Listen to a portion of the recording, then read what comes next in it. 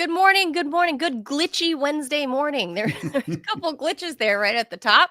I am Manila Chan. That over there is Ted Rawl. You're tuned in to the Ted Manila Information Show, or just TMI Show for short, where we bring you way too much information.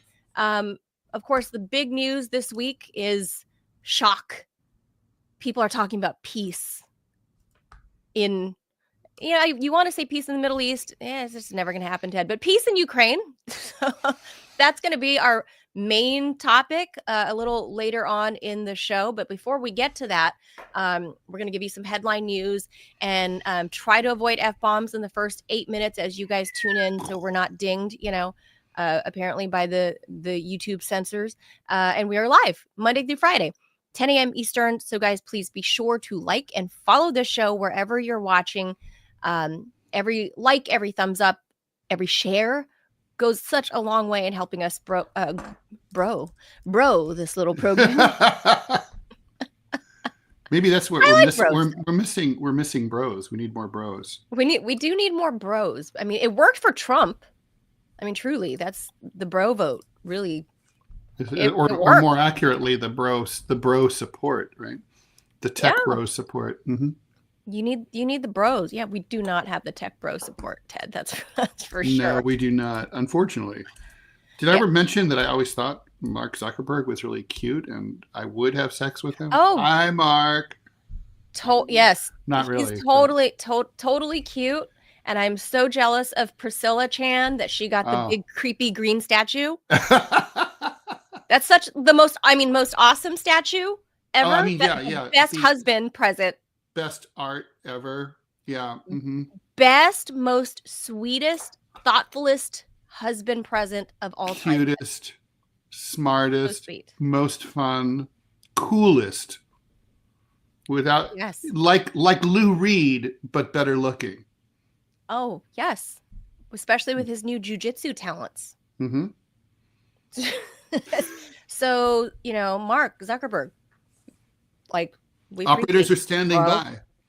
Yes, we absolutely become a $1 million a week supporter. Yes, Mr. Zuckerberg, we could certainly use that. And then to the YouTube censors, I apologize. I said that wrong. To the YouTube gods and goddesses that you are, Sundar Pichai being the supreme YouTube god, the CEO of Google. Mm-hmm. We respect your work and how you are. We lust for you. Oh, yes. Very sexy. We would come to your house. We would clean your toilet. Ted, how sexy is it that he just approved Google AI and other tech to be used in military war machines? That's so sexy. That's very hot. Yeah, that's great. Super hot. Well, that's pertinent to, the peace thing breaking out, right? Like when I remember I was sitting around with some conflict reporters in Afghanistan, and there was a little drinking going on, and someone made this joke, the economy might be tough for some people, but we're in business. There will never be a situation in which two maniacs sit down and negotiate lasting peace. Our business is forever. War is forever. People are always going to want to kill each other and steal each other's land and resources. Well, that's not wrong. No. Yeah. So, but again, just shout out to our tech bros that are watching and all the gods and goddesses that work in those industries. Robbie says he needs to do a PSA very quickly. Oh yes, let's have him in there. Let's pop Robbie in there and do a word from or about our tech overlords, and then we'll get to headlines. Yeah, speaking of our tech overlords, I love you guys. Y'all the best overlords ever. Y'all use a velvet glove. I appreciate y'all. Now, I just want to let y'all know, for those of you who are watching on YouTube, if y'all go through watching our old videos, some of them, YouTube is they're flagging stuff under copyright, even though we're using this as fair use. So long story short, you never win a dispute. So I'm having to go in and I'm having to cut out the things that YouTube says we cannot use. So if you're watching a video and if all of a sudden Ted Manila are talking about one thing and the next thing you know, you're time warped and they're talking about something else, That's because YouTube gave us the option of either no one be able to see that content again, or I had to go in and cut that stuff out. So I decided to go in and cut the stuff out. That being said, everything is available on Rumble in its unadulterated, unperverted form. Yeah. So if you want to see the TMI show in all of its glory with none of the YouTube BS, go to Rumble, become a follower over there. No, it's not YouTube BS. It's YouTube protections from misinformation, disinformation, and copyright violations. Yeah. Yes. Thank you, YouTube, for watching out for us. Yeah, I appreciate that. I appreciate YouTube for violating the fair use laws. So right, and of course the vaccine is safe and effective. Always. Okay, I'll go away now. Safe and effective. Thank you. Yeah. Go to Rumble. That's what I cut Robbie out. Yes, go to Rumble. That's where you can hear everything unadulterated. If you care. Yeah. If you want to hear what we're like, the part that he was talking about yesterday is clipped out, and you're gonna just hear Ted and I suddenly at the end be laughing and joking the whole time about the whole thing. If you want to see what's so funny, you'll have to go to the Rumble version of that show, of yesterday's show about the COVID anniversary. Because if you don't find a little levity, Ted, I mean, you're just going to be depressed, right? So, that's true. With that, we should probably hop over to some headline news. So let's jaws it. Let's do it. The first high-level contact between the two sides since Putin's invasion of Ukraine in February 2022, the United States and Russia met in Saudi Arabia yesterday in order to hash out plans to end the Ukraine war and reestablish ties. The Trump administration wants to end the Russo-Ukrainian conflict as quickly as possible and reset its relations with Russia completely, and possibly shake up NATO as well, although we're not sure what that would look like. Russia wants at least Ukraine's explicit neutrality and to disarm, but also a broader U.S.-Russia agreement on global issues, which would allow no more sanctions from the U.S. and possibly Europe, if the U.S. can lean on the Europeans to do that. Nothing concrete was agreed on the key issues, such as where to draw armistice lines, how to police them so that the war doesn't start again, and what post-war Ukraine looks like politically, or what's in store for Russia-U.S. relations more broadly. But there's now a groundwork for further talks. In other words, they did all the rough contours about, like, here's the agenda of the stuff that we're going to need to talk about, and here's where we broadly want to get to. So now it's the hows that come next. They both agreed to reappoint ambassadors to each other and stop and resupply their embassy staff, because both sides have had a tit-for-tat series of retaliatory kicking out of each other's consular and embassy staffing. It's more important for the messages it sent than the actual results.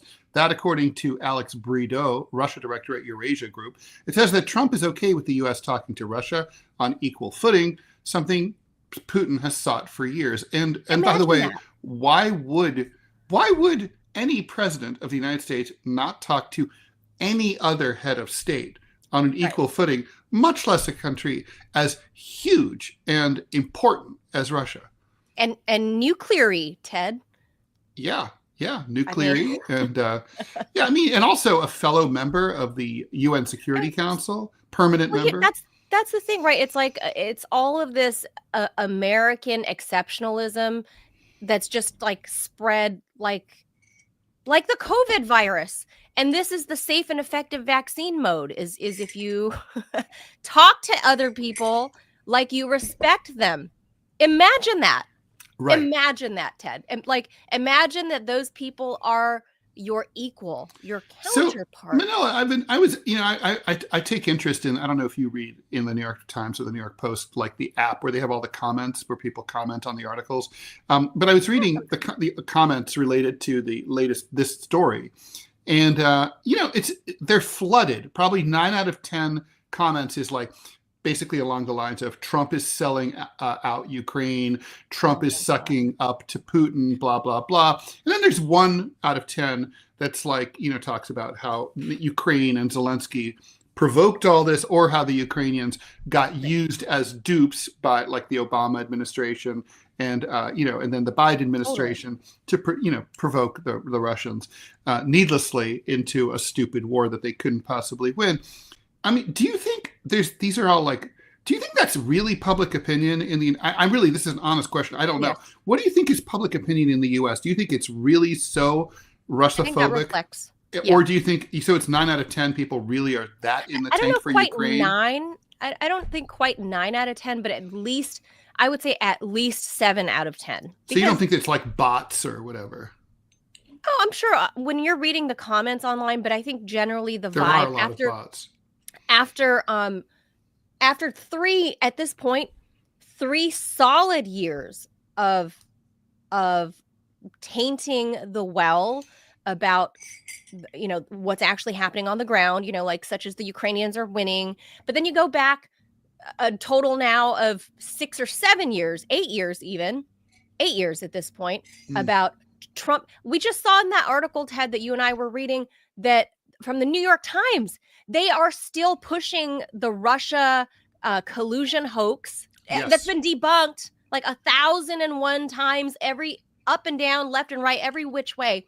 It has been debunked that Russia did not interfere in the 2016 elections to help that guy. It just this is according to the U.S. CIA, right? So like it just didn't happen. Like there's literally zero evidence of it. There was no collusion, and they did not, interfere in American elections the first go around to get this guy in office. No. But the New York Times is still pushing that, Ted. It is the paper of record, and people just news outlets everywhere, the Rachel Maddows of the world, have spread this poison for 8 years.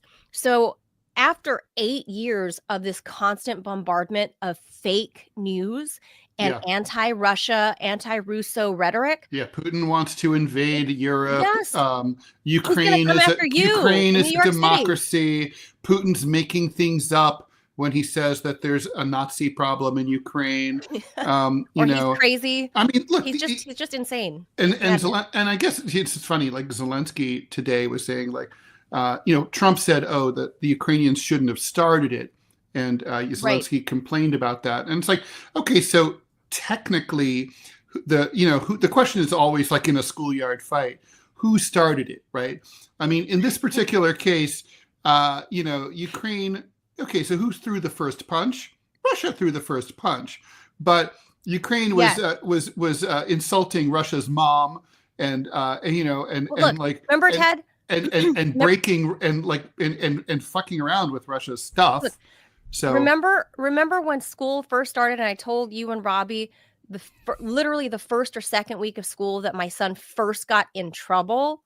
Do you remember this story? Mm-hmm. That two boys in his class or other kindergartners were harassing him and chasing him around the playground, and they grabbed for him and reached for his shirt and pulled his collar as evidence when he came home, and he had a couple scratches here. But my son got in trouble because he punched. They ran and they chased him around, and they grabbed his clothing. He ran to his adult-sized water bottle that's about this big, because that kid can chug. And he picked it up by the handle like this and swung that mother effer. And he whacked those kids like on the body, not on the head or anything, but he swung it and whacked them. Get the head next time. No, Ted, that's too much for a kindergartner. But anyway, he took just like Make sure it's full of water too. It was early in the day, so he swung and he whacked those other kids. He took care not to do a death blow to the head, much like Putin did not do a death blow to Ukraine, right? Like that's true. Strategically. So I would liken this to my son on the playground. So what happens? The two boys that harassed my son ran and told the teacher. They come crying and said that that little boy hit them with his water bottle. And my son's over here with scratches and his shirt all pulled, his collar all pulled. And he's like, but they did this and this and this to me. And the teacher was like, now I'm going to call your mother. Like, and, of course, I got the phone call. I don't know if the other moms did. But now my kid is the bad guy because I've always taught him that you don't go picking fights, But Right. if somebody wrongs you, you defend yourself. Right. Agreed. Now, in Ukraine's case, look, they should. People are like, well, this is like we're living in a period of great powers. Yeah, we are living in a period of great powers, and no Russian leader would have tolerated a threat to join NATO. If it was Russian President Ted Rall, leftist, very different politics than Vladimir Putin's. Still would have been, my generals would have come to me and I would have been like, oh shit, we have to go to war. I mean, we don't want to, we have to. It's like, you have, Russia has insecure borders.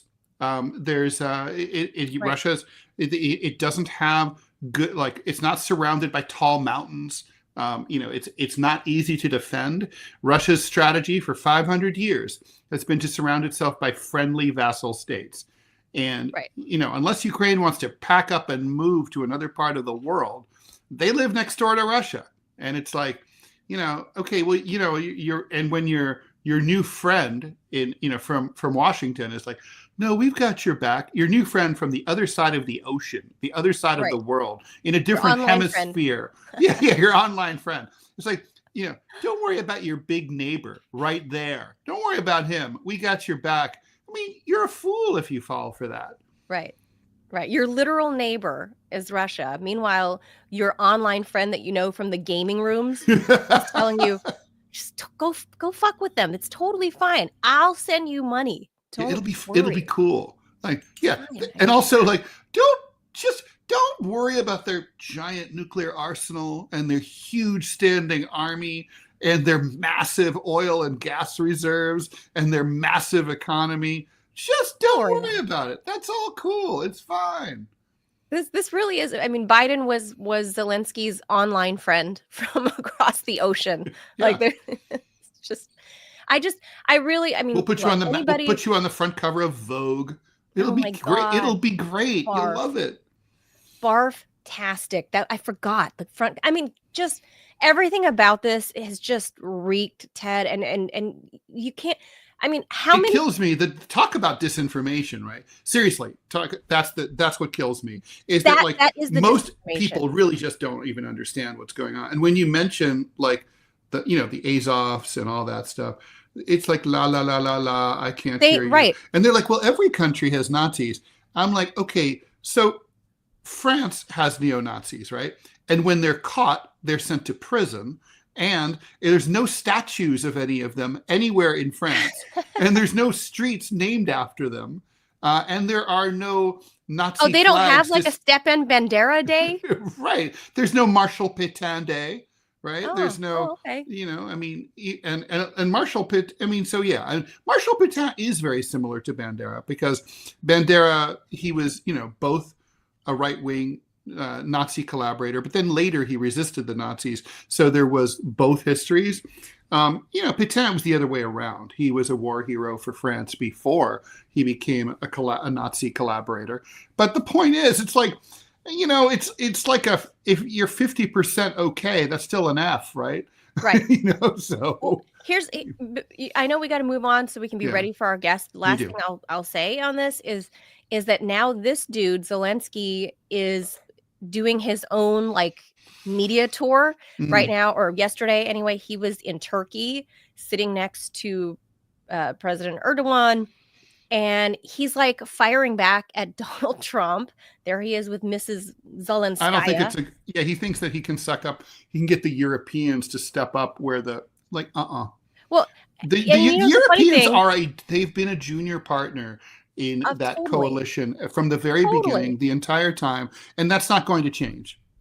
And I think sucking up to Turkey is not really going to do much because Turkey has always played all sides of every organization that they're a member of, and it's inherent to their geography. They're half in Europe, half in Asia. They have to do that. I get it. I'm not, and they're partly in the Middle East. They're partly in Europe. They're partly in Asia. They touched three parts of the world. So Zelensky doing that, I just have to wonder what Recep Erdogan in his mind is thinking. If this motherfucker gets into the EU before I do, oh God, Like he has been trying to get Turkey into the EU for like 20 years. It's just I think not going to happen. Isn't the main obstruction to that the death penalty?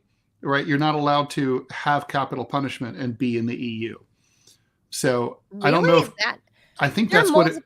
That certainly was what was see holding it up for many years. I don't know if Turkey Is it abolished the really? death penalty or not, but that was That the I don't know. issue. That's a good question. I need to look into that. But all I know is that is the carrot that the EU has waved in front of Erdogan's face for the past 20 some odd years. That, Mhm. I mean, I know he hasn't been president for all 20 years, but he's been in some form of fashion power. But for me, I don't view the death penalty as such an issue for the Europeans. I think the real issue is if he becomes a member of the EU, there's a chance that he can then become part of the Schengen zone, right? And then now if you've already got brown migrants traversing through Turkey into like Greece and into other parts of Europe, I think that's really what they're worried about, but they don't want to say it because they're woke, right? Like they want to act like they're woke, and that, you know, especially when I was going to say act was like there, they're woke. Yeah.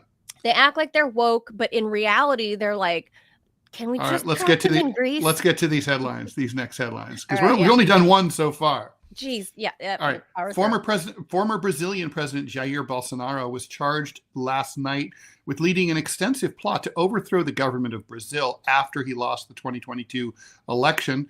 A historic rebuke of a politician whose brash and aggressive form of politics dominated the country for years and left it deeply polarized. He was basically the Trump of Brazil. 2 years after thousands of his supporters attacked and desecrated the presidential palace, the Supreme Court, and the Congress of Brazil, that in protest of his defeat, sound familiar, that he baselessly claimed only could have happened due to electoral fraud, sound familiar. The AG of Brazil accused him and 33 other people in criminal files of trying to abolish and overthrow the state, destruction of public property, and participation in an armed criminal organization.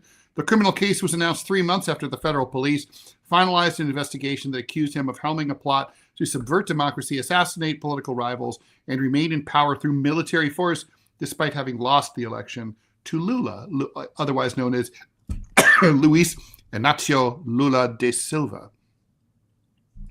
Yeah. So. Yeah, that's, no, I mean, it's been brewing a long time. I have no real comment on that. It's so funny to me that this is their J6. I think it was like J11 for them or something like that. But it's also I think it was bigger though. Theirs was bigger. Was theirs bigger? I mean, look, they took over, all three branches of government. I mean, the U.S. This was only the U.S. Capitol that got taken over. It's only merely the Capitol building. The U.S. Capitol. Yeah, this would be like the Supreme Court and the White House also. AOC narrowly escaped with her life being 3 miles away from the events, Ted. Just so you're... All right, we should keep moving. Donald Trump fired at least 40% of workers at the FHA, the Federal Housing Administration. That's the organization that provides mortgage insurance on loans for people who otherwise can't get a loan. One of the biggest mortgage insurers in the world, the FHA, helps you get a loan if you can't afford a down payment or you have bad credit. It was the latest in a series of mass firings of federal employees by Trump. It comes just days after HUD, otherwise known as the Department of Housing and Urban Development, the parent company organization of the FHA, said that it would get rid of half of its workers. Over the weekend, amid President's Day's protests against the administration, the Department of Health and Human Services also started firing employees in some of its biggest agencies, the Centers for Medicare and Medicaid, the FDA, and the CDC. Those fired on Saturday included employees who evaluate the safety of medical devices and conduct oversight of ACA, Affordable Care Act, exchanges. Congress, meanwhile, is considering major reductions in Medicaid in order to pay for the renewal of 2017 tax cuts. On Monday, the National Science Foundation fired 11% of its staff while, despite recent plane crashes that have killed scores of Americans, hundreds of employees were being fired by the FAA. So I'm curious what you think about all this. I mean, I don't doubt that there's a lot of fat in the federal government, but this looks more like whacking randomly. This is an administration that's only going to be a month old tomorrow. And they obviously, they're just firing people willy-nilly and that they're going to end up They are. really regretting a lot of the people that they got rid of, and they're going to be Yeah. like, there's going to be a lot of services that are just going to collapse. I mean, those FHA loans, I mean, this is going to tank the economy, right? I mean, the FHA loans are a major part of the real estate market. It's not like 2%, it's a lot. And Yeah. then Double digits.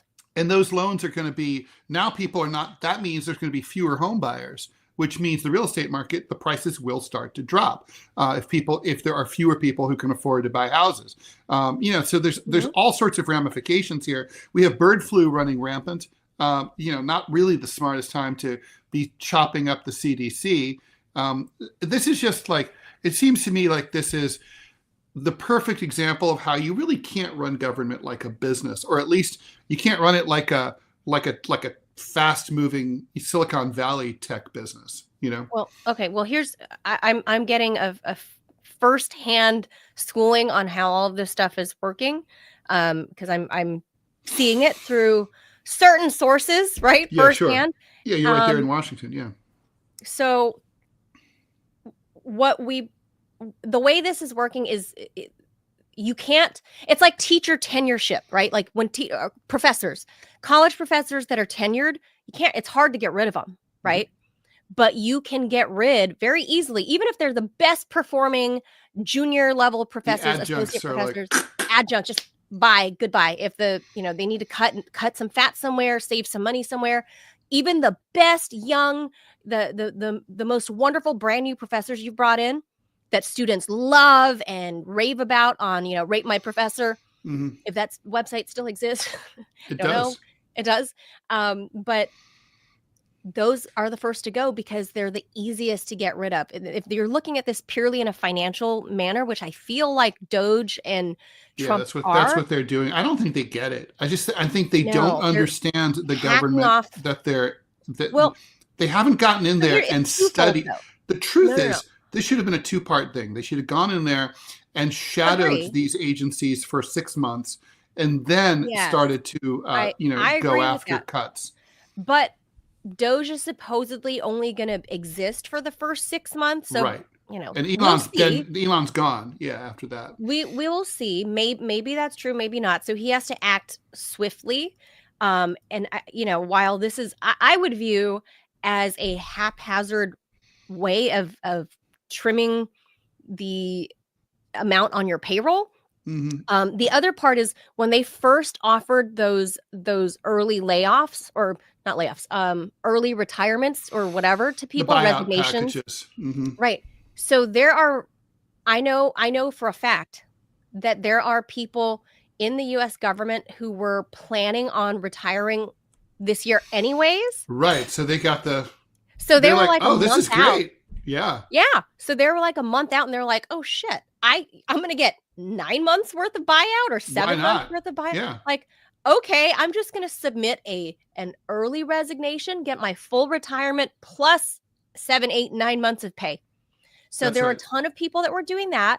There's a ton of people that were just unhappy, because working for, the Fed it kind of sucks. Like there's so much bureaucracy. So I think these are multiple dumb ways of getting rid of government workers. And I think there's a chance that the good ones that had good reviews can come back after the dust settles. So I think they're just chopping everywhere first. Well, the problem is that then they're not going to be able to. They will be able to rehire some, but not all of the people that they're You're going to lose a lot of talent. So some people will be like, okay, well, I'm going to go start my own business, or I'm already, doing something else. So I'll get another job. I don't think it's not the smartest way to obviously trim your payroll. No. And by the way, redoing those tax cuts is a mistake, but that's my opinion. That's bad. All right. So researchers have pinpointed a single genetic mutation that enables some mice to produce more complex chirps and squeaks, according to a new study. The results suggest that a single protein variant is largely responsible, or may be largely responsible, for the emergence of complex language. Interest arose in the NOVA1 gene more than a decade ago, when it was found to be just one of about 24 that's identical in most mammals, except for humans. Mice without any copy of the gene at all die shortly after birth. In the current study, mice engineered with the mutated version produce more complex sounds beginning at birth. The change was reportedly most notable in mating vocalizations between males and females. Previous studies reveal ancient human relatives like Neanderthals possessed the original gene, while at least 99.99% of modern humans carry the variant. Researchers believe the mutation probably had significant evolutionary benefits and appeared after Homo sapiens split from other species about 300,000 years ago. I love this. One really fascinating theory. So the orcas and dolphins can talk, and now the mice can talk. We're dead. They can sing. They can. Yeah, I mean, so weird. It's going to be it's really cool. And there's a theory that when early primates, some of them became carnivorous. That the brain grew and developed, and then there was that's when this gene started to appear. So basically, the human meat yummy. Meat, it's got basically meat makes you smart. So humans evolved to eat meat, no question about it. Doesn't mean you don't, you can't live your life as a vegetarian or vegan, healthily, albeit grouchily.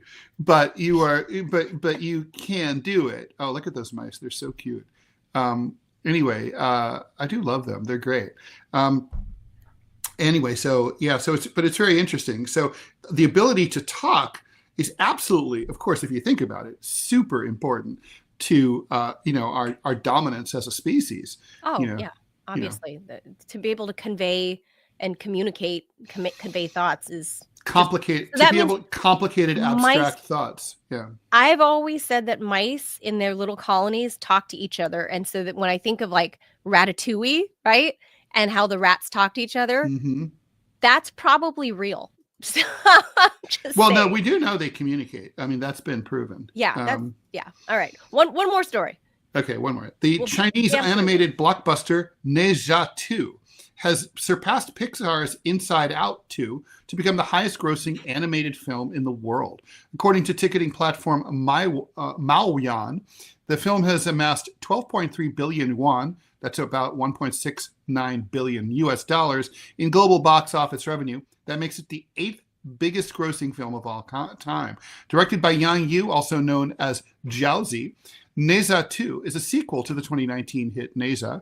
Inspired by the 16th century Chinese novel, The Investiture of the Gods, the film follows a young hero with magical abilities as he defends the fortress town of Chengtangguan, obviously. Unlike Hollywood animated films, which rely on international markets, more than 99% of Ne Zha 2's earnings have come from mainland China. Well, that's not surprising. The film has also made history in IMAX. It's the highest growing IMAX release in China, with $106 million in earnings, surpassing Avengers Endgame with $83 million. Its strong performance helped propel China's box office to a record-breaking Lunar New Year season. Over the February 14th to 16th weekend, Ne Zha 2 earned over $250 million, maintaining its dominant position in the market. China's theatrical market has had a strong start in 2025. Total box office earnings have reached over almost $3 billion, nearly double the same period last year. With Ne Zha 2 continuing its run, the film industry in China is experiencing one of its most successful opening to the year. I got to say, we still haven't really, our film industry has not really recovered from COVID. I mean, it's almost like Hollywood has forgotten how to make movies. They do remakes of everything. Yeah, I mean, and the movies that are supposed to be good, like nominated for the Oscars and stuff, are not. They're not good. They're not really good. And in 2018, none of these films would have made a dent. They would have all been dogs. Terrible. Right. And there were problems with the industry before, too many superhero movies and stuff. But still, they just aren't produced. My agent tells me there's just Hollywood's just not producing much. There's not enough in production. There's not enough quality. Not enough in pipeline. A lot of it's just they're lost. It's very strange. Rudderless Hollywood. It's a bunch of junk being produced. But look, this to me speaks to how far the Asian and writ large, the international film industry has really, really advanced and matured. If you remember during COVID, the biggest show on Netflix was Squid Games. True. Squid Game was humongo. And then a couple years before that, Parasite, the Korean film, won the Oscar. Best film. Like Ted, the Asian markets are coming up with unique and very interesting scripts and storylines. We're seeing, and I know, as much as I hate the woke stuff, I will say it's awesome for the kid in me to see characters on TV, on mainstream TV, which is now Netflix, to see people that look like me. You know what I mean? There's an overrepresentation, obviously, of other minorities. Proves that, like, look, most moviegoers in the United States are white or non-Asian, certainly. Yeah. And so, and obviously, it's like Black people don't mind going to see a movie where most of the characters are Asian, or white people don't mind either. It's about storytelling. It's not about. It's not about that. I want to see people who look like me. I don't go to the movies and say I want to see a 61-year-old Western European dude. Like, I don't care about that. I want to see a cool movie. Yeah, I don't care. It's not my first care, but the main thing to me is what am I seeing on the screen? Is it captivating? Is it interesting? Is it thought-provoking? Does it, like tingle my senses somehow? And I gotta say, I've been very impressed by the Asian creativity that's coming to market in what we would traditionally call Hollywood. So I don't know what right now. I would say South Korea is really the dominant player here in producing. Look, they have the pop culture, the music, like the K-pop. They have they're having their moment right now, and China is really nipping at their heels.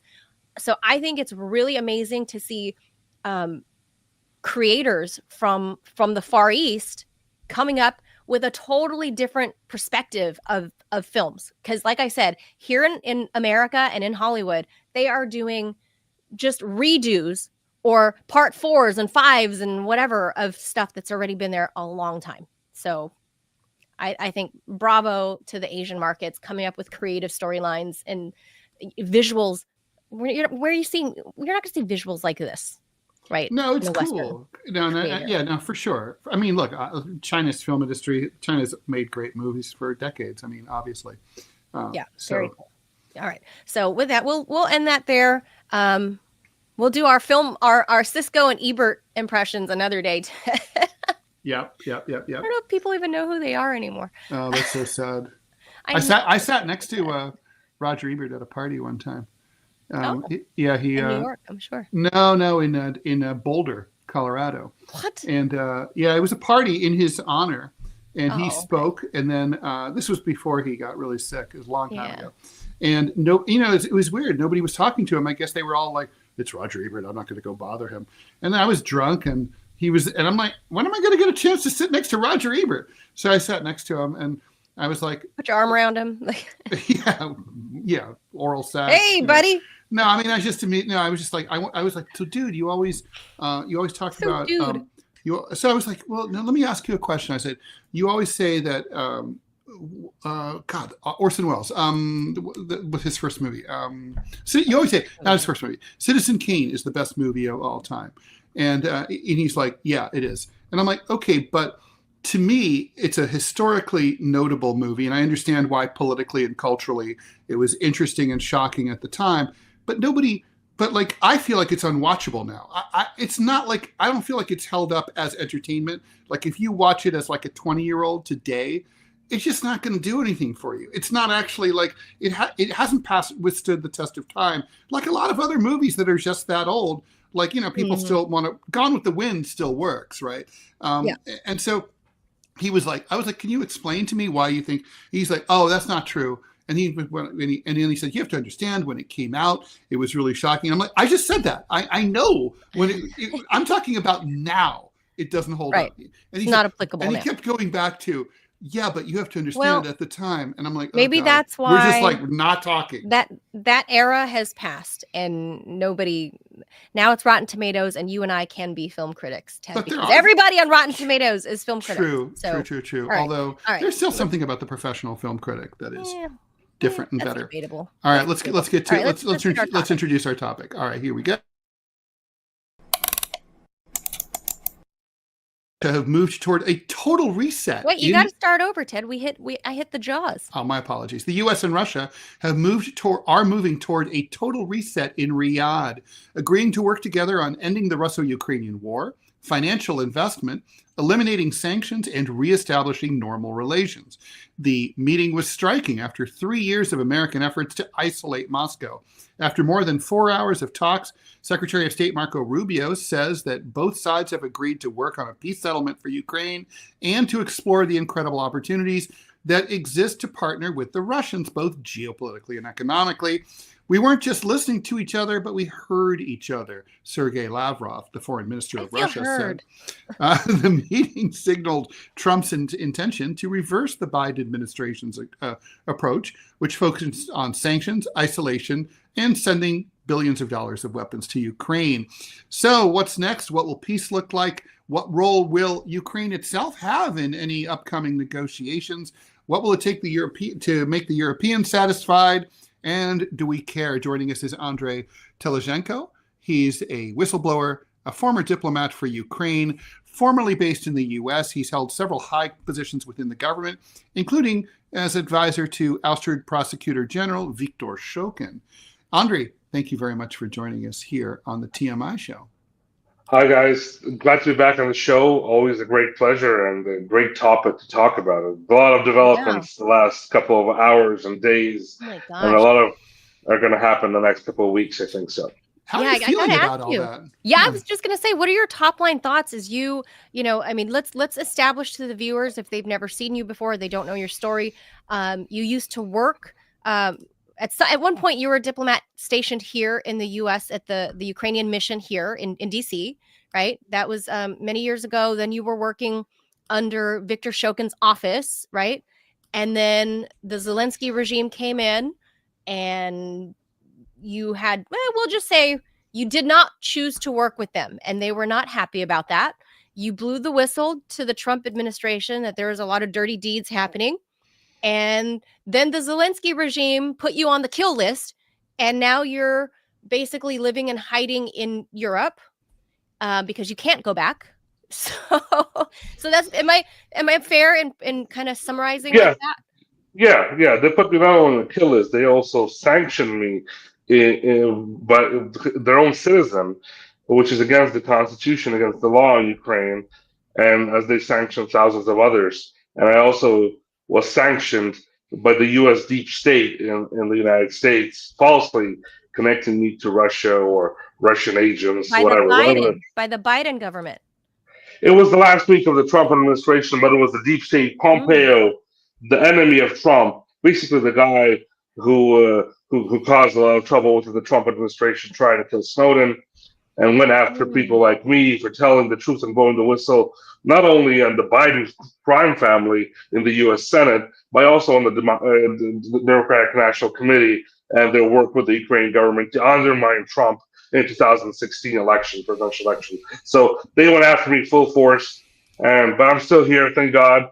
We can still talk about stuff, and I'm still fighting for peace in my country, because what is happening there needs to end. Because there's no democracy in Ukraine, total dictatorship. Zelensky's coming out crazy because what is happening. He's not in control. He's always used to being nurtured as a baby around the world stage, that he is the leader of the so-called free world or whatever they call him. But he's a clown in my sense, and a total dictator. So he's coming out aggressively against Trump, aggressively against any peace talks. He's showing his face. Ukraine today, the regime in Ukraine is showing its face. They're the ones who don't want peace. Everybody else around them, Russia, United States, are ready for peace talks. But Ukraine and the deep state and the Europeans are the ones who are against the peace talks today. So that's just what we are today. That's why we have millions of deaths in Ukraine from both sides, and this has to end. and Zelensky regime has to go as soon as possible. He does not have the legitimacy to stay in power anymore. I was just going to say, Andre, that first of all, why is Zelensky complaining that he's not invited to any talks when he's the one that turned it into law to make it illegal to talk to the Russians for peace talks, and now he's complaining that he's not invited? And secondly, one of the demands we understand is that for peace to happen is that Ukraine needs to have elections. What's your view on those two? Yeah, that's a Russian and Trump demand. Yeah. First of all, those talks, peace talks, they were between the Russian Federation and the United States of America for their starting the negotiations between those two superpowers and countries to get their relations back on track. Mm-hmm. Together with that, Ukrainian topic was also talked about as one of the problems between the relationship between the United States and Russia. So those talks were not talks on Ukraine only.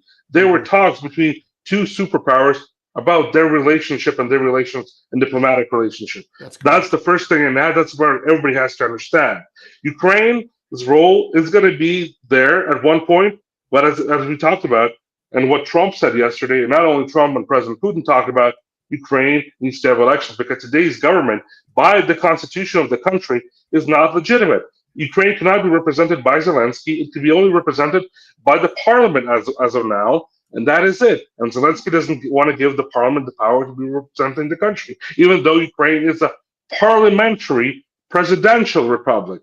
The president is not the main guy in the country. He doesn't run the country. The speaker of the parliament and the cabinet of ministers, the prime minister, have more power than the so-called president. The president can only appoint the prosecutor general, the head of the Secret Service, and the head of the Ministry of Defense. That is it. So he has no full control of the government as he's portraying himself today. He just wants to stay in power because he was part of a money laundering machine for the deep state, for the globalists who are right now not only took over Ukraine and waged this war using Ukrainians against Russia, but took over America today. That's why there's been a clean house in Washington. So this is all very complicated, but at the same time very simple if you just follow those statements published by the officials and look into that. Don't look into whatever is like people like Zelensky are talking about. Officials, the president of Russia and the president of the United States, and the minister of foreign affairs of Russia and Marco Rubio, the head of State Department. You follow those statements, you'll understand what the picture is there. Go ahead, Camilla. Oh, I was going to say. So I mean, my theory is that I always like to think ahead where we're going to end up here, and I don't know if there's going to be new elections in Ukraine before a peace settlement is negotiated. But I imagine what we're going to end up with is I can't imagine that we're going to have like a lot of exchange of territory. I imagine that the line will be wherever the line of combat ends is probably going to be the borders of the Donbass, which is controlled by Russia. Crimea, probably Ukraine will be expected and required to accept and formally recognize the annexation of Crimea. I imagine in the end we'll end up with the Donbass sort of a dotted line, sort of an independent zone, kind of like Kurdistan in Iraq. It's technically the world recognizes it as being in Ukraine, but in reality it's administered and aligned with Russia and annexed to Russia. And Ukraine is free to join the EU if they want, but not NATO. And that both countries agree to treat each other not as adversaries or enemies. And that's the security guarantee. What do you think? I think that there's going to be more to that that we are hearing publicly, and because that so-called 3-point peace plan or whatever it was mentioned abroad, Lavrov spoke about it yesterday. He actually mentioned it to Rubio during the peace talks, and Rubio said that was false. It's a fake. So there's something more that they're discussing. I believe, and what I think, and what I hope Ukraine as a Ukrainian to see that the United States will leave Ukraine alone. First of all, get all the foreign intel groups out of Ukraine. Leave only the diplomatic corps there. Ukraine is part of the Slavic world. Ukraine should be a sovereign neutral, independent country without joining NATO. And of course, yes, Ukraine lost all those territories which we could have gained back if we went agreed on to the Minsk agreements. We could have had Donbass back as an autonomy, and that we would have no war. Then we could have had Istanbul. We could have not lost all that territory. We lost it because Zelensky wanted war. And so today we have what we have today. Ukraine's going to be left in that part, what we see today, or on the borderlines of when the war is going to end and the front line. But Ukraine has to be a neutral, independent country, sovereign from foreign international rule by the United States or any Western so-called countries of the Anglo-Saxon world. Nobody's going into Ottawa or London saying, "Oh, they have to join the ODKB, be part of Russia." Whatever. Nobody's even talking about that. Why is the United States 10,000 miles away getting into Ukrainians' business? It has to go. It's over. This has to end right now. And that's what I think Ukrainians want. They want their lives back together. And they will then decide what will be next. For the elections, that's my point of view, a simple situation on the peace deal, what the United States has to do, I think, to start the peace negotiations and to show that they're ready to leave Ukraine alone, because Ukraine for them is like Vietnam, as it was for the United States before. Second of all, on the elections, yes, Ukraine needs elections, but the situation right now, the problem is there's no real opposition in Ukraine. You cannot. Who do you decide from? Poroshenko, Tymoshenko, the so-called Arestovich, they're all connected to the globalists and the deep state, the Soros people who waged this war in Ukraine. They will want to continue this war. Again, they're worse than Zelensky, even because they're at least a bit smarter. They understand politics, and they'll try to maneuver themselves, and they will try to continue this war, if not today, then tomorrow. So there's nobody to choose it from today. So the agreement, if it will be the elections, to have a legal government who will sign the peace deals with Russia, then have a neutral government agreed upon both sides and the Ukrainians inside also, that will then lead Ukraine into new elections afterwards at some time that will have all sides be taken part of together. Because right now, I don't think it's possible to have real good elections in this situation because you have nobody to choose it from. People can vote. People will vote, and I think some of them will come back. Somebody will vote from abroad. The question is, will the people from Russia who fled to Russia during this war from Ukraine will be able to vote? Because their voice also has to be heard. They're also Ukrainians. So a lot of questions here are raised. What will be next in this situation? And I believe so. The election has to happen, but it has to happen in the right way to have a right government put in place. Then we won't have any questions to it. If there's a stick in the bicycle wheel here, it would be the Europeans, right? The Europeans, they've been a junior partner in this proxy war against Russia in Ukraine, but they've been a junior partner, right? So if the U.S. is like, we're out, and the U.S. is obviously highly influential in Europe, the U.S. is the dominant partner in NATO, the founding partner of NATO. Can the U.S. just tell the Europeans to stand down and shut up, or is there really any credible? Is what people like President Macron is what they're saying, and Keir Starmer? Is this like just empty rhetoric for domestic consumption, or is there really some chance they would continue to supply Ukraine and maybe even send troops to support Ukraine to keep the war going? First of all, troops of what? They don't have the capability of the United Nations Peace Corps. They're going to be invading a country. Having foreign troops of any other country on soil Ukraine would be a target. That's what Russia talked about. So they're right, because the only possibility of foreign peace or peacekeepers can be from the United Nations, agreed upon all countries within the United Nations Security Council. That's one thing.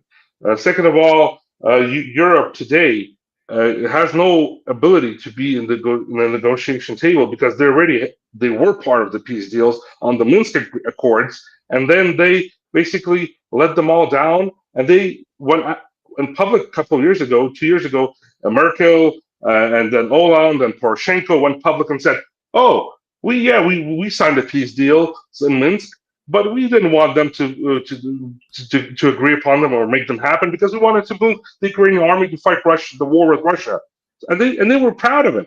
So the Europeans already have showed their face in this. They're not wanting peace; they want war. And I think the globalists are right now trying to restructure their positions from the United States, from Washington itself, because they're being totally destroyed there, which is good. Because they're not good for America, they're not good for any country in the world, and they're putting their focus on Europe, like the UK, Macron, who's also part of the Rothschild family. Basically, he's controlled by the globalists.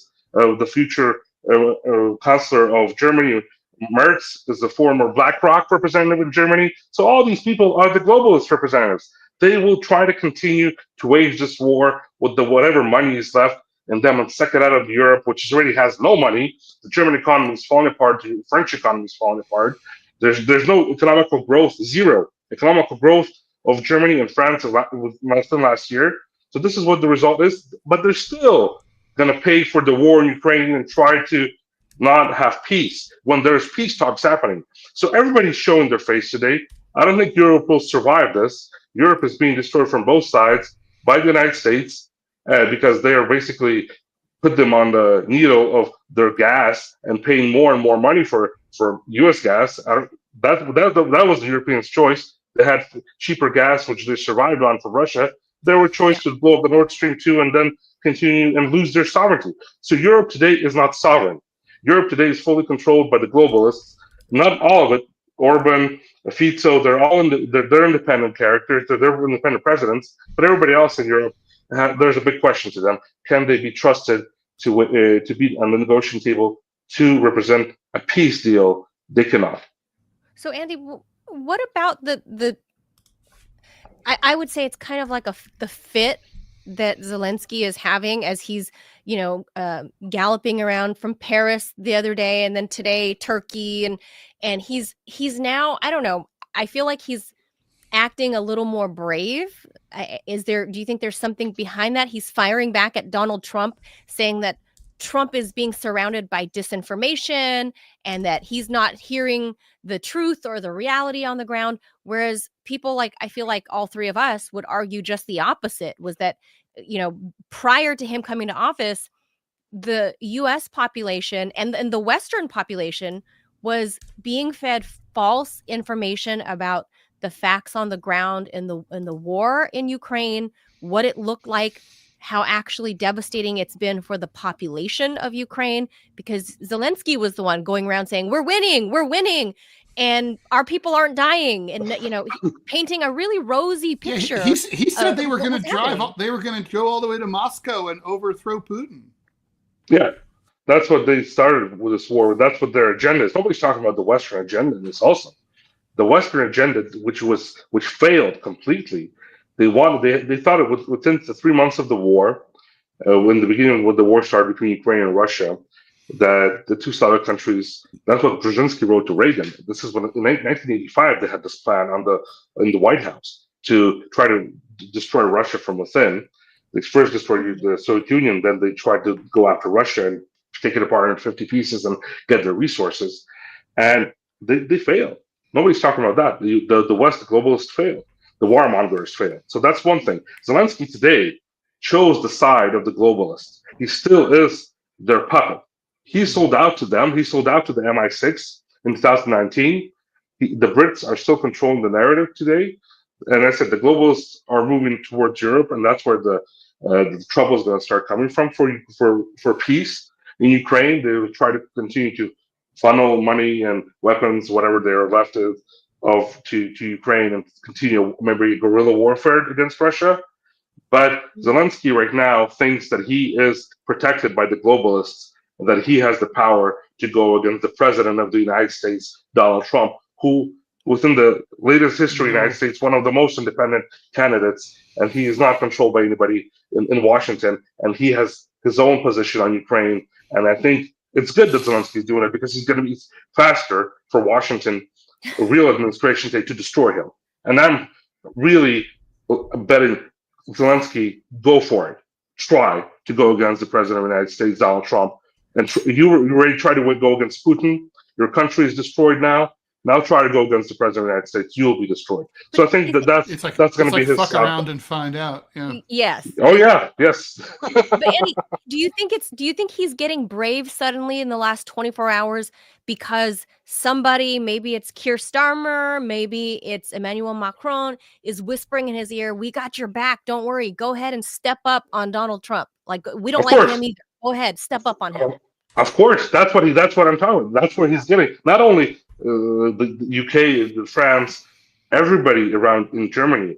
Kallas, the representative, the foreign representative of the EU, is telling Zelensky this. Look at even the Estonians are barking at the Americans. They're saying we're going to sanction the United States. Everybody who are financed by this U.S. intelligence regime machine, which is the USAID and everything, all this stuff. All these globalist movements, they're all trying to stand up against the president of the United States today, who are trying to make peace, not lead to World War III. And of course, Zelensky is being backed by all of them. And he thinks that he has the power to bark at the big dog, but he's not the big dog, Zelensky. He's like this Chihuahua that's trying to go against the Saint Bernard that is going to crush him within a moment. So this is what we are today. The same thing with Russia, as when Zelensky didn't make peace with Russia, even though he was voted up as a president to make peace by the whole Ukraine, to stop the war in Donbass, and he started barking against the bear. And now he's being crushed by the bear. Now he's crying that he's being crushed by the bear. The same thing is happening with America today. Everybody is in Europe, all these warmongers, Starmer, Macron, the Germans, everybody is trying to get Zelensky on board to continue this war, and they're trying to sabotage these peace agreements. I think Zelensky is going to do anything in his hands, even terrorist acts around the globe, or try to go against false flag. Anything that he can to continue this war. Remember the hittings of Chernobyl before the Munich Peace Security Conference. What a coincidence! No, the Russians never hit any nuclear station in Ukraine, and right before the Munich Security Conference, they hit one. What a coincidence. It's a game. It's a game they think they can be played because they try to control the media, but the media, nobody listens to CNN or MSNBC anymore. Everybody's on Twitter, everybody's on Telegram, everybody's on YouTube, everybody's watching your show, everybody's watching Tucker Carlson, but they're not watching the big media as they think the big media is, because they know that they're lying. And that's why they're losing this propaganda game, because people know now the truth. Yeah, I think people know now, and I feel like this is suddenly moving very quickly, which I'm happy about. I don't like war of any sort on any country. I don't like seeing any of my fellow humans dying, right? And the continuation of this in any prospect, it just really upsets me. I mean, it's not because I'm so pro-Russia or I'm anti-Ukraine, any of that. It's just I see Ukrainians as humans, even the Azov. I know that maybe they're horrible human beings and don't think I'm human, but I still view them as human beings, and I don't want to see them die either, which is maybe stupid of me, but that's how I see it.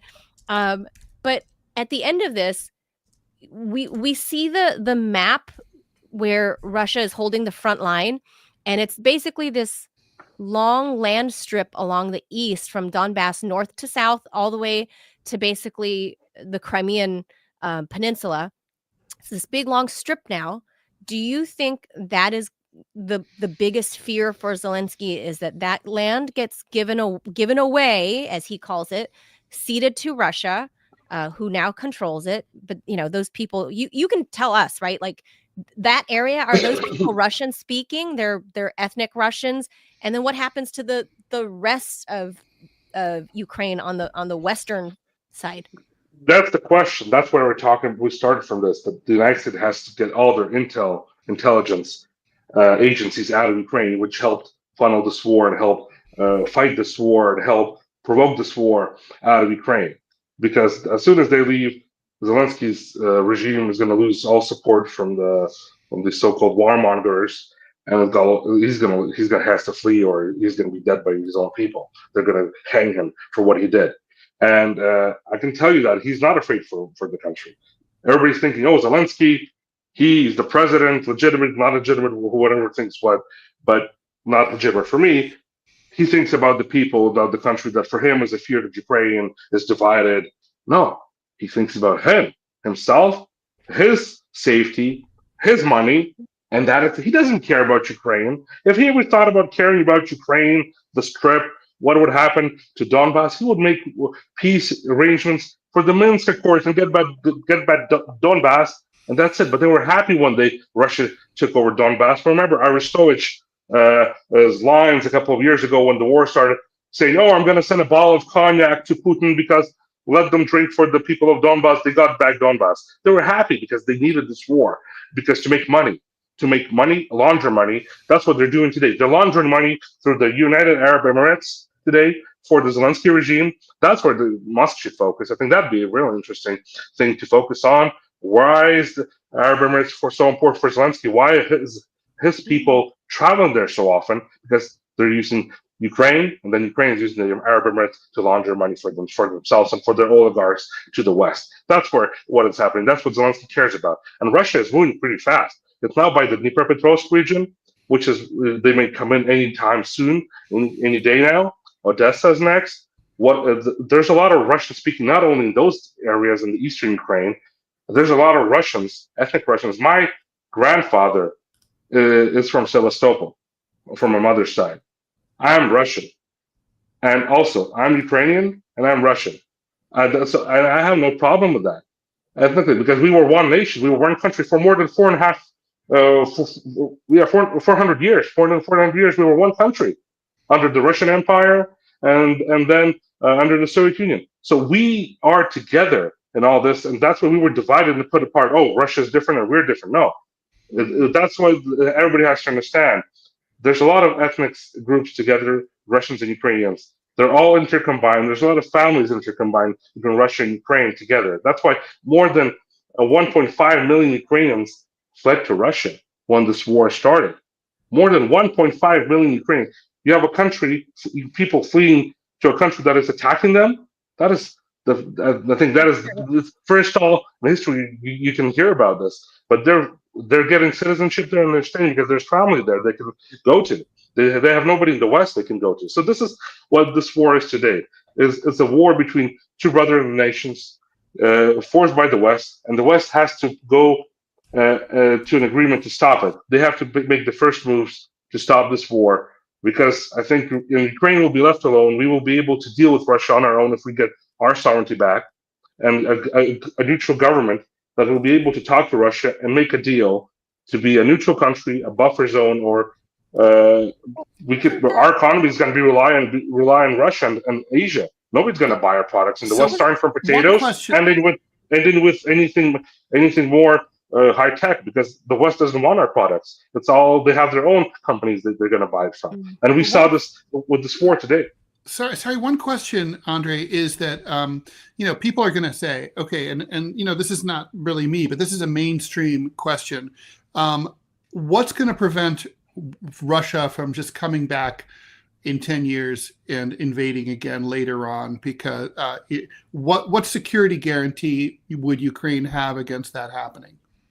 Look, the only security guarantee for Ukraine is not to sell out to any foreign other nation, to be overthrown and to work and to be a puppet of that nation, to be anti-Russia. Ukraine, if you go look into the history when Ukraine became independent and how even Russia treated Ukraine with gas deals. We had the cheapest gas deals in Europe. We had the best deals working with Russia economically. But then after the Maidan of 2004, Russia started changing their attitude. They said, look, if you want to be so-called independent and be under the West, be there. Nobody attacked Ukraine right away, right? Ukraine, the coup in 2004, Russia agreed upon that. They even respected Ukraine. They try to speak to Ukraine. They try to make deals on gas and the economy. Then 2014 happens. Ukraine goes totally berserk under the United States and the globalists. And then they start forming a total anti-Russia within Ukraine, basically with all the Nazism and just going after the people of Donbass and trying to destroy those people who didn't want to agree with the Kyiv regime at that time. I gave a great piece to Aaron Mate last year on how the director of CIA, Brennan, gave a direct order to Turchinov to fire and shell the people of Donbass because their position was to support Russia or wanted to join Russia because they didn't agree with Kiev. And that's what the reality today. For Ukraine, the security guarantees would be to be neutral, not to go the way of just going against any other country. If you go against Belarus, I think Belarus would also wage war on you. If you go against any other, if Canada would start going against the United States, I think the United States would take over Canada also, or any other country. You have to be neutral, diplomatic, and do business. Ukraine could have been a great buffer country, made a lot of money on being the buffer zone between Europe, the West, and Asia, and be like profitable. Yes, Turkey, Kazakhstan. Look at Kazakhstan. Russia, China is between them. They're between these two big countries. The United States has interest in Kazakhstan, and they're in between. They're making profits out of this. The country is growing. They're building their cities. Ukraine's not building anything the last 30 years. Everything's being destroyed, sold out by the elites. That's what has to change. There's nobody to trust in Ukraine right now. And as I said, the only guarantees is for Ukraine to be neutral and to be itself. If Ukraine will be itself, the real Ukraine, not the Nazi or Bandera Ukraine or the Zelensky or Poroshenko Ukraine, but the real Ukraine that was 30 years ago, there's going to be no problems against war with any countries, NATO or Russia or anybody else. We're going to be a great country to grow and build our economy together. And that's what the future of Ukraine should be. Start rebuilding our economy. And I think the only way is going to be interesting to rebuild our economy is Russia and Asia. The West, Europe doesn't have the money to rebuild Ukraine. And I think Trump Russia wants your minerals. There's not enough money in those minerals. First of all, Zelensky made that deal to bait Trump into trying to continue this war and finance. He thought he would Trump would continue to finance this war in Ukraine. But Trump saw this as a possibility to get money back to what was invested into this war and then continue his foreign policy in different directions. For him and for the Americans today, is to save their face. That's what Trump needs within this war.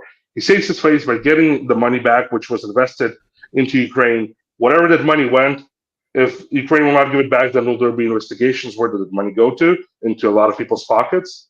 And that's what the reality is. Somebody has to pay up for this war, and America is going to leave Ukraine alone. I think that's what Trump is simply putting into terms. Don't forget that Zelensky claimed, of the billions and billions, the hundreds of billions of dollars that have been sent, he said, we didn't receive but maybe half of it. Where did all the money go? That's the biggest problem. He knows where the money goes because it was laundered through him into the pockets of Biden, Newland, Obama's, Clinton's, General Milley. Everybody was involved in this. All those big military-industrial complex companies, BlackRock, everybody was involved in this. Cargill, everybody was making money on Ukraine. And that's what I said. Look into the Arab Emirates from us. This would be interesting for him to see maybe where did the dollars go through there and where they're landing up right now. So that would be the next step for them to investigate what happened to this money. Not even if somebody's going to pay up for this war to the United States, but the United States has to find out where did this money go to, because those people who made money on this war, killing millions of people and making millions of people disabled because of this war, they have to pay the price. They have to go to prison. They have to pay the price for getting everybody involved in this, because they made only money on this. This war was not, again, about politics. This war was about politics, but money, first of all. This is the problem in the situation. Yeah, always money. Andy, thank you so much for joining us again, because, I feel like we're so close. All three of us here, we're so close to seeing sanctions being lifted. It's like I can see the light at the end of the tunnel, and all we can pray is for, the peace to come, the sanctions to be lifted, and then we can hopefully all return to our normal daily lives. I know you've been under threat, under the U.S. jackboot, for many years at this point, unable to— More than 5 years. Unable to have like a normal job, pursue your profession, have a bank account, all that stuff. It's horrible what's happened to you, and that you can't go home to your homeland for many reasons, but mostly because they'll kill you. They took away my country from me. That's why I'm continuing to fight. People are asking me, why am I doing this? I'm not making money on this. I'm doing this because they took away my home country. And that's why I'm going to continue fighting until I get my home country back, at least peace in there. That's what, as a citizen, a normal citizen, I can do at least something small. But I think it will be something like this could maybe help somebody to understand what is happening in Ukraine and Russia today. I think you have a lot of contacts that will listen to you this time around. So hopefully this time they can move that ball forward and listen to what you have to say. Andrei Telezhenko, he is a whistleblower, a former diplomat for Ukraine. He used to be based here in the U.S. That's why he speaks English so well. And he's held several high positions within government, including as an advisor to the now ousted prosecutor general, or what we would call the AG, Viktor Shokin, who's been at the center of, the Burisma scandal and all of that. And, basically where all the money went during the Obama-Biden years. And, when Biden's son was an executive on the board. Well, Viktor Shokin was a good guy. He was looking into it. Yes. And he got hosed. Yeah. Well, Biden They went after him also. They went after him for $1 billion. That was the price to fire him. $1 billion? That was, he said, $1 billion? Fire that son of a bitch. That was what Biden told publicly. Yes. Remember that phrase. So Biden confirmed that himself. It's not Russia's propaganda. Biden's words, the vice president of the United States at that time. Yeah. Everybody can go look that up. He was sitting in Ukraine at a press conference and said he was bragging about it, that he got Victor. He said, son of a bitch, I got him fired. And if everybody listens what we were talking about, my testimony in the U.S. Senate in 2020 and my testimony to the Federal Election Commission, I think Biden would have never been also elected. And if the press and the U.S. intel would not lie about people like me, which they did, to the U.S. senators and to the public, I think we would have a different situation in the world. Maybe we have no war. But no, the dark side prevailed at one point, but hopefully the good will prevail back. And with God's help, peace will be brought to the world.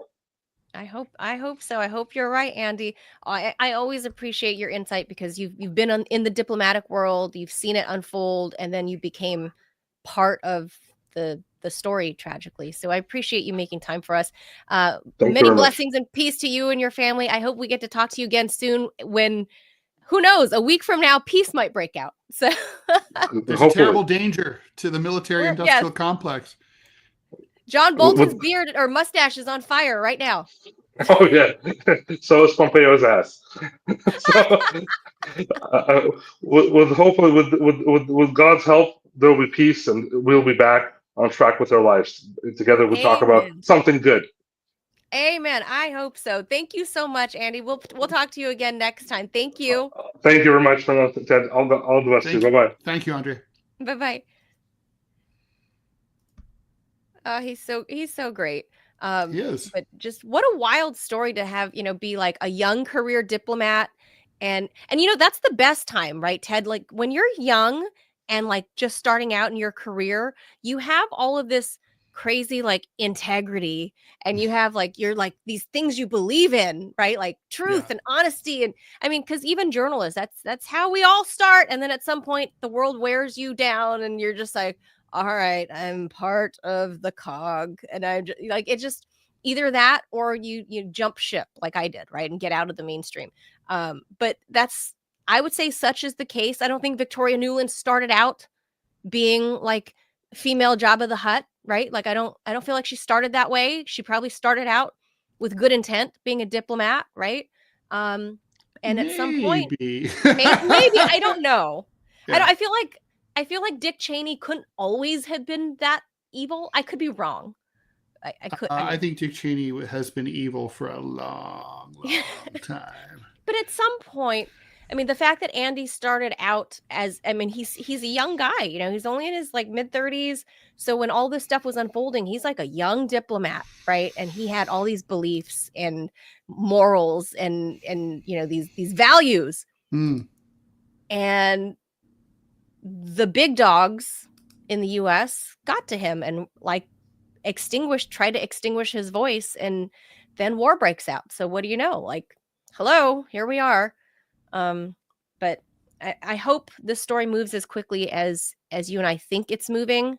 That's our read. So hopefully, who knows, Ted, maybe in a week. I heard by the end of the month that Trump and Putin will have the bilateral summit. Yeah, and that's in a matter of 8 days. It's a short month. It is a short month. 28 days. Yeah, well, I No. mean, obviously there must have been some. I'm guessing there were probably some quiet phone call communications between the two men during the transition, and they were like, all right, let's get together after the inaugural and do it right away. That's all we can hope. So, and for Trump, look, this is taking some major political chances. I mean, the media is so aligned against him, and the American people have been so primed to hate Russia that this is a major risk for him. And I think politically, since he's decided to do it, the smart move is to get it done and get it done quickly, and then put it behind him. Rip the Band-Aid off? And put it behind him so that by the time the midterms come around next year, it's going to be old news. And and everyone will see that the world hasn't ended. Good point. That's, you always want to do your controversial stuff as quickly as possible in a new administration. Right. Get the shit over with, right? First 100 days. Get all your shit, just pack it in there, jam pack it tight, and then hopefully by midterms people forget and you don't harm your party. But for Trump, or they remember. I mean, the Democrats are going to be howling next year, but that's the thing. Old news just doesn't have the potency of new news. Right. Just who cares? You're like, by the way, just before we go, before we sign off, just want to remind everyone that today is that big hearing in New York City before the federal judge in the Eric Adams case, where he's called the DOJ on the carpet to sort of explain themselves about what's going on. And Governor Hochul has said that she will await the what happens at that hearing to decide whether or not to remove Mayor Adams. She might do that today. She might remove him tomorrow. Wow. Well, I mean, it's funny because it's like people are saying, well, it's never been done before. Well, I've looked into this. New York's never had a mayor as corrupt as Eric Adams before. That's saying a lot. It's an old city. And and also it's not really true. The threat of removal by the governor did remove a governor, right? So Richard Nixon was not impeached. He was threatened with him. He would have been removed but he resigned before he could be impeached. Similarly, Mayor Jimmy Walker, who was a scoundrel mayor in 1932, he was threatened with removal by then Governor FDR, and who was running for president for the first time that year in 1932. And rather than be removed, Walker resigned, and then went on tour in Europe. Bye. Ted, you act like Eric Adams has this thing called like integrity or something. Oh my God, I know. It's like, well, that's what people are like. Oh, well, let the voters decide. The voters would remove him if they could. They're not being given a choice. I mean, he knows he has no political support anymore. Oh, if you had a recall election, like we did in California with Governor Newsom, I can't believe that bastard survived. But Ted, oh my God, thanks for reminding me.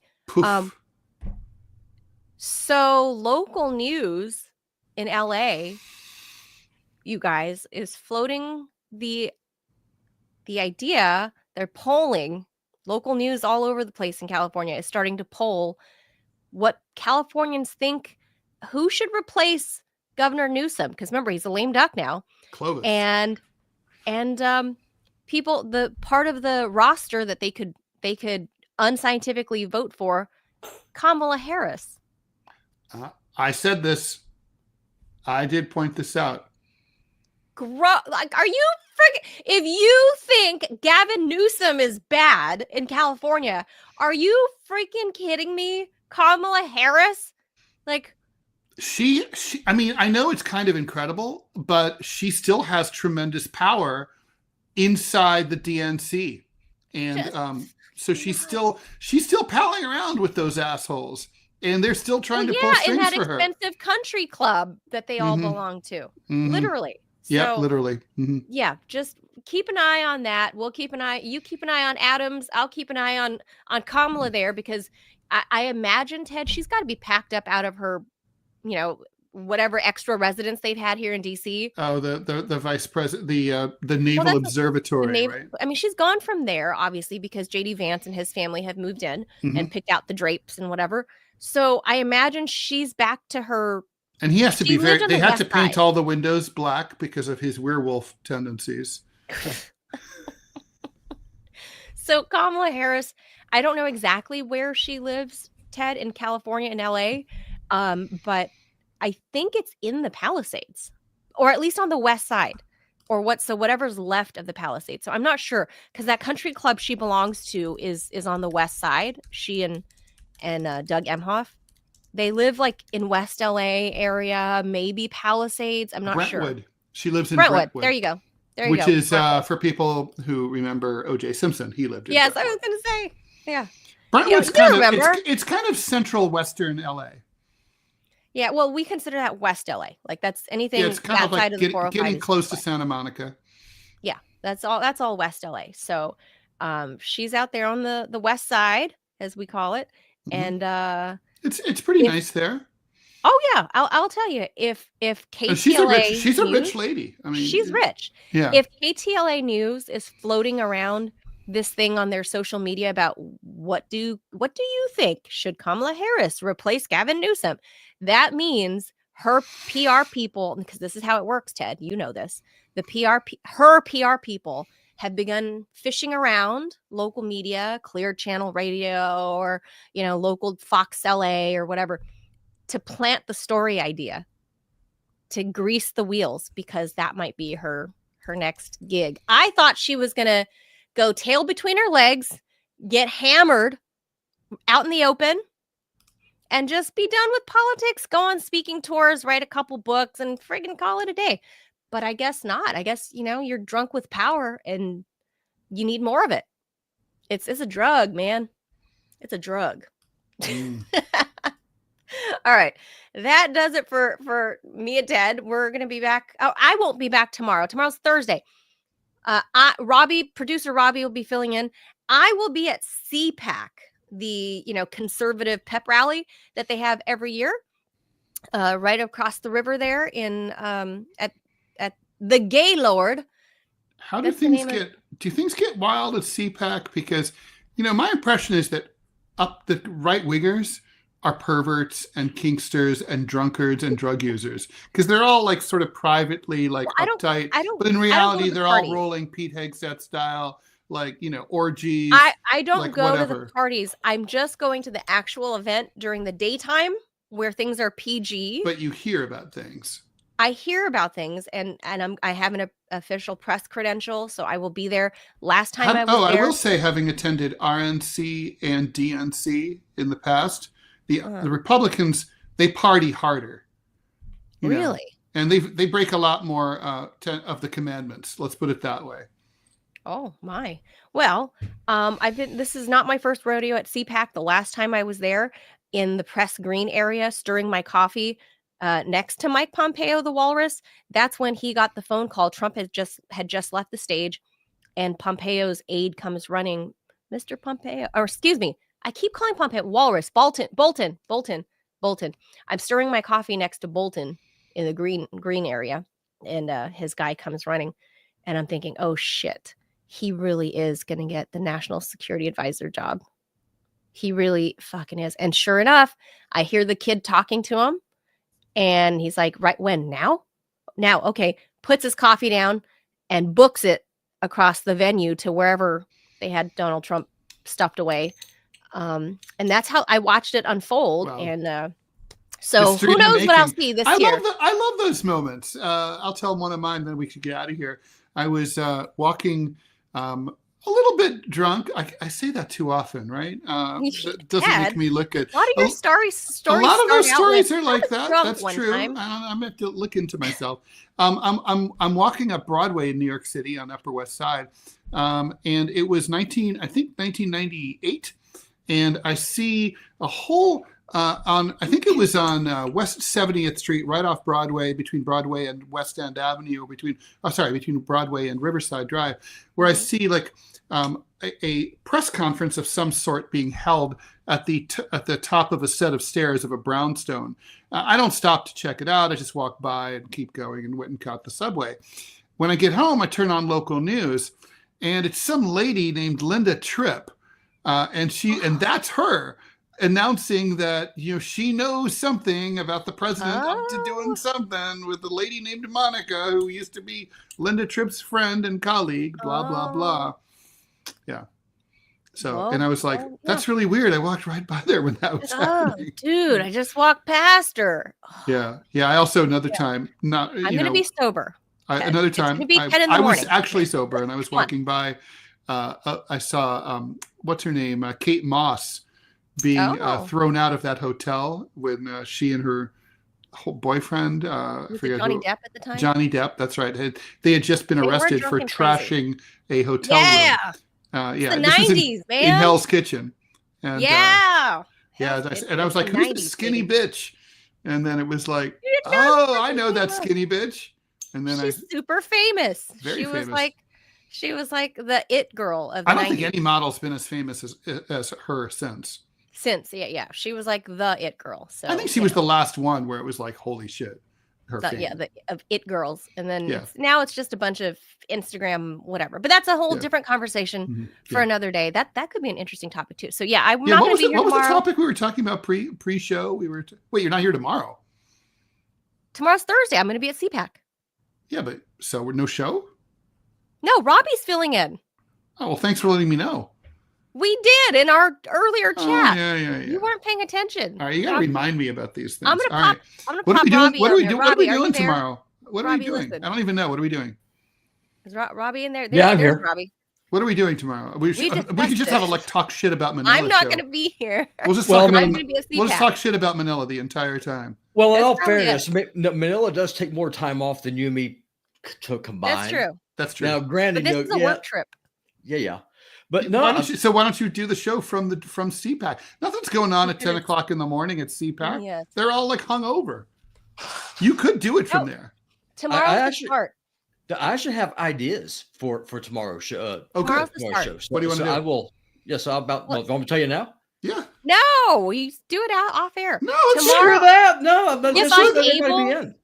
If I can get a good connection, maybe I'll phone in, or maybe I'll video in. Just do it on your phone. You're the one who told me to buy one of these little things. Buy one of these. No, that's what I'm saying. If I can get a good connection, but I've been there. You're in DC. You're gonna have a good connection. Before. You're gonna be. Yeah, we're gonna meet. What are you talking about? You guys, there's 8,000 media there, all using. You're staying in a hotel. Wi-Fi. I'm not staying in the hotel. I'm just going to do that.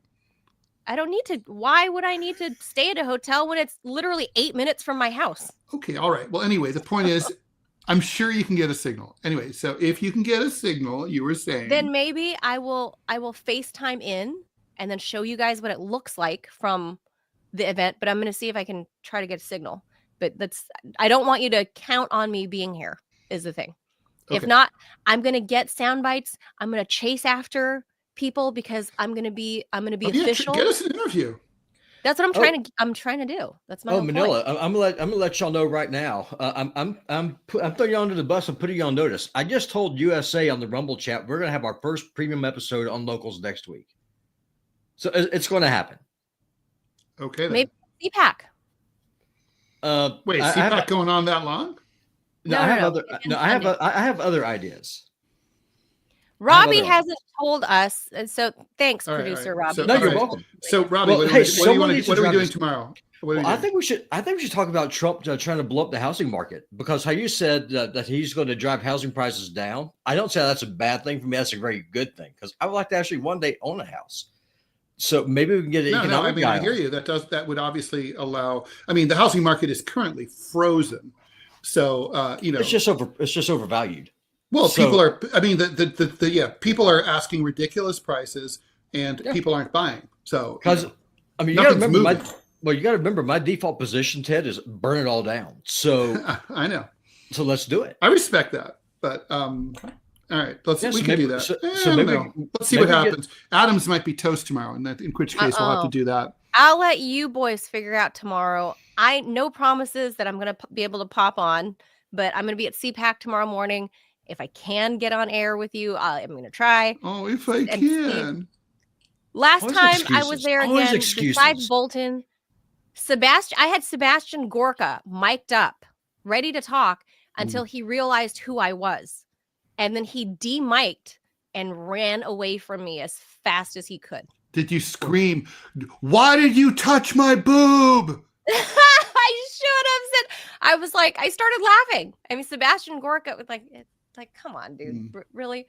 He was like, wait, what did you say your name was again? And I told him, and he was like, it dawned on him. Whoa. And Well, at least you're known. He mic'd. So I was like, what is this? Like, so I don't know. I wonder if I'm going to be just as toxic. That was many years ago. Nah, so I don't think so. It's a whole different world now. Maybe. I hope so. Hey, you got to remember. I mean, a lot of your corporate Republican types, they are really all in on Rumble. So you go in there and say, "Hey, we are running a show on Rumble. We're alternative media. We're fighting the mainstreams." Yeah.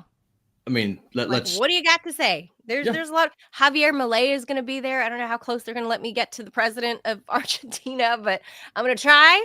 He's not John Bolton. Hey, he likes chainsaws. Just take him on with a little bow tie on it. So here you go. There's a lot of people that's going to be there tomorrow. Yeah. Get us someone interesting. Not everyone is trying to get. I know. Well, Mike Rowe is going to be speaking there from Dirty Jobs. Okay, well, I don't care about him. I like him. I would talk to him. What a cool media gig he's had the past 25 years doing Dirty Jobs. Like that's pretty cool. I saw it one time. I was like, no, I mean, I get the appeal. Yeah, I like Mike Rowe. Hey, just interview Thomas Massey. That'd be good. If I see Gorka again, hey, Gorka, remember me? Don't waste your time. He does unless he has some dementia, he remembers you. Yeah, just assume the worst. I find that assuming the worst rarely disappoints me. I'm gonna try. All right, guys. You guys will have these two boys tomorrow. Maybe I'll pop in. So we'll see you. At least I'll be back Friday. So the team will be back together fully on Friday. Maybe I'll have some great sound bites. Maybe I'll have moments of people running away, Ted. Yeah. We'll show it. Hey, and for those of you who are watching, this is literally how our meetings go on the back end. We try to figure out what the show is going to be on the next day. This is it. So, hey, let's talk about this. No, it's crazy. Yes. No, that's stupid. Like, no. That's the point. Yeah, and while we're at it, Manila, you got to do your socials. You do. Oh God. No, that's like no. I'm shaming you now on like international whatever. Yeah. You got it. I mean, what is the point if you don't do it? Twitter. I don't give a shit about that. You got to do everything. You got to do Blue Sky, LinkedIn, Facebook fan. Hey, y'all need to help me. Y'all need to help me and Ted troll Manila because she does not like to share her own show, which makes no sense. It's ridiculous. No, it's like if a show falls in the woods, it doesn't get a click. I share my social the stuff on Twitter. That's right. The we just heard that thing I use. Yeah, we heard that's you. All. That's the thing. That's the only thing I use. Right. Say the same thing again. That's not an answer. That's just those are just words. I don't use the other We're not. stuff. In fact, it's not really a discussion. It's a demand. You have to do it. You're demanding that. Yeah, like right now, you're Zelensky. I'm Putin. I'm saying what's what. You got to just do it. So I'm Trump. Hey, well, that fits. Because I mean, in some ways, yes. Yeah, and I've always been sympathetic to Russia. So, yeah. Yeah, we'll talk. Robbie or somebody set it up for me, and you can pose as me. Just promote the show. Okay, actually, yeah, that works, right, Robbie? Yeah, I'll use some AI. Because I'll put something. You know how many social medias of my own?